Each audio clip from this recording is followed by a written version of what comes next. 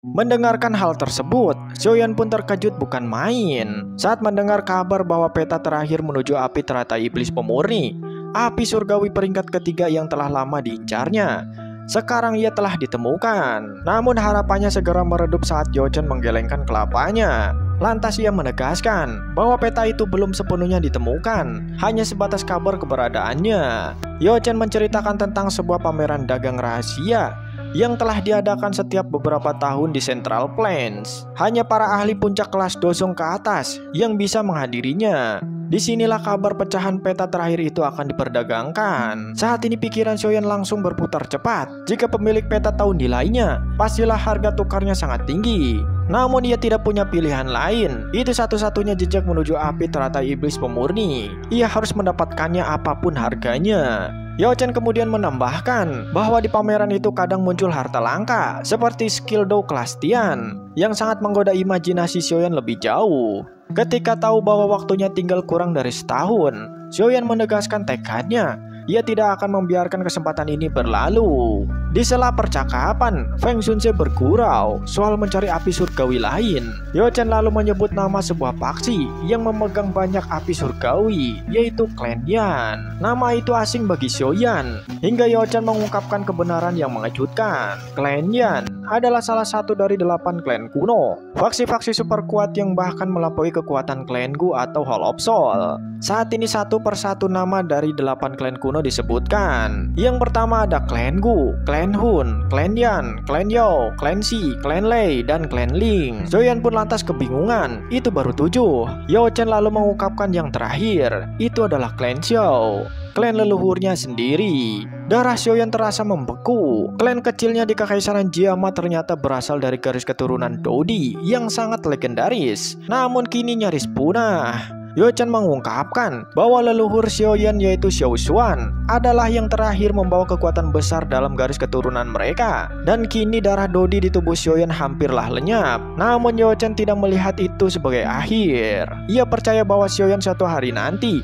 akan membangkitkan kembali kekuatan itu, bukan karena warisan, tapi karena tekad dan usahanya sendiri. Saat ini melihat keyakinan gurunya, Xiaoyan pun lantas tersenyum puas. Ia saat ini sadar, yang penting bukan garis keturunan, melainkan hasil akhirnya. Dunia hanya mengenal siapa yang berdiri di puncak, bukan bagaimana mereka sampai ke sana. Anjay, kata-kata nih. Namun rasa penasaran Xiaoyan belumlah tuntas. Ia memandang tajam ke arah gurunya dan bertanya, mengapa Youchen begitu paham soal 8 klan kuno? Saat ini senyum pahit pun muncul di wajah Youchen. Dengan suara tenang namun menyimpan luka yang lama, ia lantas mengakui, sebenarnya aku memang berasal dari klan Yao, tapi aku adalah anggota yang telah ditinggalkan. Kata-kata ditinggalkan mengejutkan Xiaoyan. Lantas ia menatap gurunya Youchen dengan sangat bingung. Dengan kemampuanmu dalam menyempurnakan pil, siapa yang bisa menyamai di seluruh benua Doji? Lantas Youchen saat ini tersenyum pahit karena satu hal, garis keturunan Dodi. Ia menjelaskan bahwa hidup di dalam klan kuno seperti klan Yao penuh tekanan. Di sana harga diri dan status ditentukan oleh kekuatan garis keturunan. Sayangnya darah Dodi di dalam dirinya sangatlah lemah. Ia dianggap tak berharga. Setelah gagal dalam misinya, ia pun kemudian diusir. Namun alih-alih hancur, Youchen mengasingkan diri dan mengembara seorang diri, dan kemudian mengabdikan hidupnya menyempurnakan seni alkemis. Ia pun berharap suatu hari nanti akan dipanggil kembali, tapi harapan itu perlahan sirna. Tempat itu membesarkanku, tapi tak meninggalkan kehangatan. Orang tuaku telah tiada sejak kecil, bahkan kenang-kenangan tentang mereka memudar. Xiaoyan pun saat ini yang mendengarkannya pun terdiam. Baru kali ini ia mendengarkan sisi kelam kehidupan Youchen. Lantas Xiaoyan pun berkata, "Guru, jika kau mau, sekarang pun kau bisa kembali ke klan Yao." Youchen pun hanya menggelengkan kelapanya dengan pelan. Tapi untuk apa? Aku bukan Youchen dari klan Yao. Aku adalah Youchen, dan aku akan membuat dunia tahu bahwa bahkan tanpa garis darah Dodi, seseorang bisa berdiri di puncak benua. Tatapannya beralih kepada Xiaoyan, dan muridku ini akan membuktikan bahwa ia lebih unggul dari siapapun yang mereka banggakan. Xiaoyan pun saat ini yang mendengarkan mengepalkan tinjunya keras-keras. Kebencian terhadap klan Yao pun mulai tumbuh di dalam hatinya. Di sisi lain Youchen lalu melanjutkan, mengungkapkan bahwa faksi dengan jumlah api surgawi terbanyak bukan lain adalah klan Yan, salah satu dari 8 klan kuno. Mereka memiliki 4 api surgawi,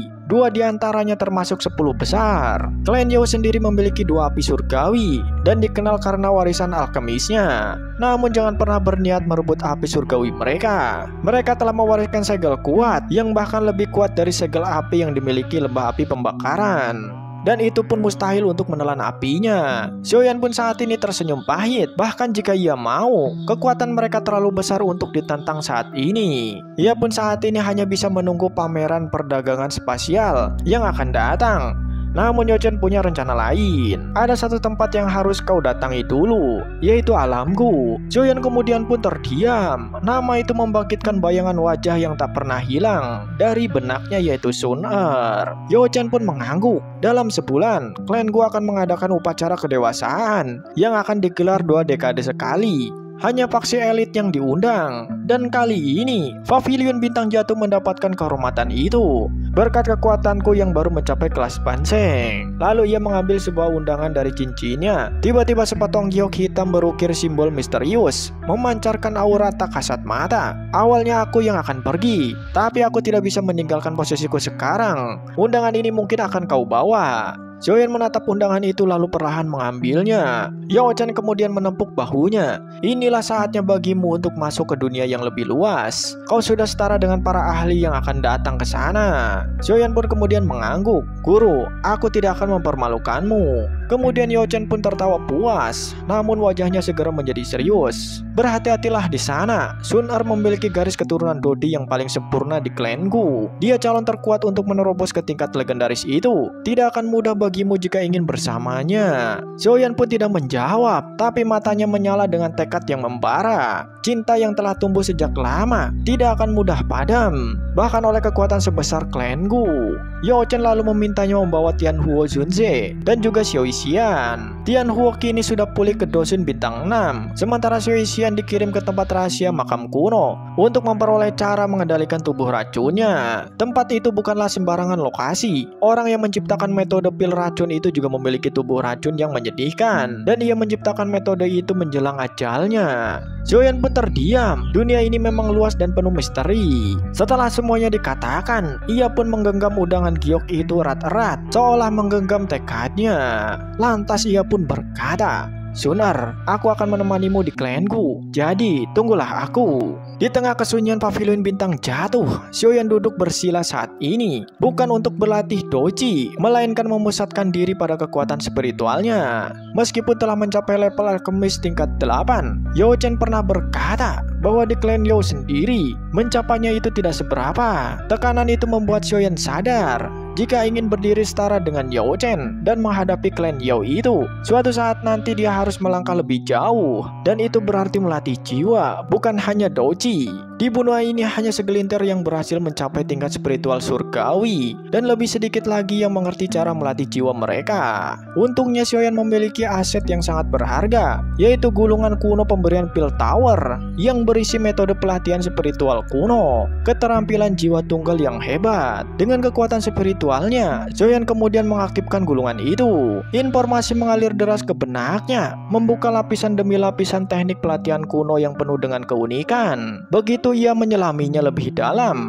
alisnya bergetar, jiwanya mulai menarik kekuatan dari udara di sekitarnya. Ini adalah pertanda bahwa latihan jiwa akhirnya memasuki jalur yang benar. Jika terus berkembang, ia bisa mencapai tahap jiwa menengah, sebuah pencapaian yang akan membuat pil petir 5 warna bukan lagi mimpi. Xiaoyan pun saat ini tersenyum puas. Xiaoyan lalu mengeluarkan gulungan merah terang lain, api jiwa bumi, teknik tingkat tinggi kelas D yang didapatkan dari sisa peninggalan Doseng. Teknik ini memungkinkan doji membentuk aliran api mematikan dari bawah tanah, menyerang tanpa suara atau tanda. Sangat cocok baginya, seorang pengguna api surgawi sejati. Singkatnya 7 hari pun berlalu dalam latihan intens. Xiaoyan melupakan waktu. Ia menyatu dengan teknik jiwa dan api baru. Pada hari ke-8 matanya terbuka saat ia merasakan aura kuat mendekat. Sebuah kekuatan yang nyaris tidak dikenali. Xiao Xian, kekuatannya sudah sejauh ini. Bahkan Xiaoyan saat ini dengan semua ketenangannya tidak bisa menahan napas kagum.